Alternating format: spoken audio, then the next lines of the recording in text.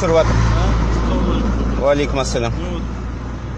Сіз маған сақтандыру полисі Сақтандыру полисі егер де сіздің машинаңыз менікі болмаса сол жағдайда керек. Сол жағдайда керек, иә. Екінші өзіңізге при ДТП дедіңіз ғой. При ДТП жағдайындарында при ДТП қазір ДТП емес қой. Таныстыра қойыңыз азамат. Жоқ, қазір ДТП емес қой. Сізге қандай документ керек? Менен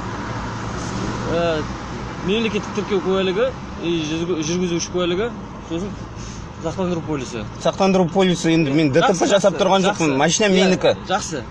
Мемлекеттік тіркеу куәлігін, жүргізуші куәлігін көрсетіп жіберіңіз. Көрсетіп жіберейін.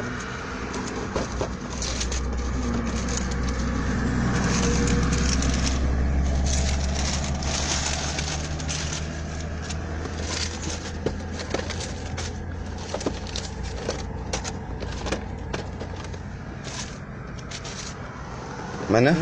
Жүргізуші куәлігіңіз. Mana?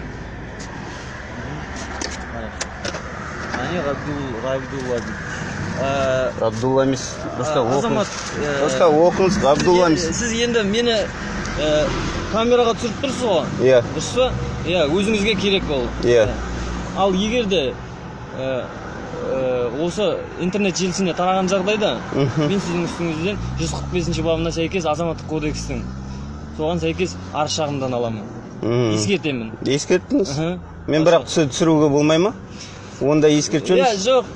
Мен түсіре беріңіз. Болды ғой. Ол егер өзіңізге ертеңге керек болады да, түсініксіз? Ал егер де интернет желісіне тараған жағдайда 145-ші бабына сәйкес азаматтық кодекс. Оны көре жатармыз.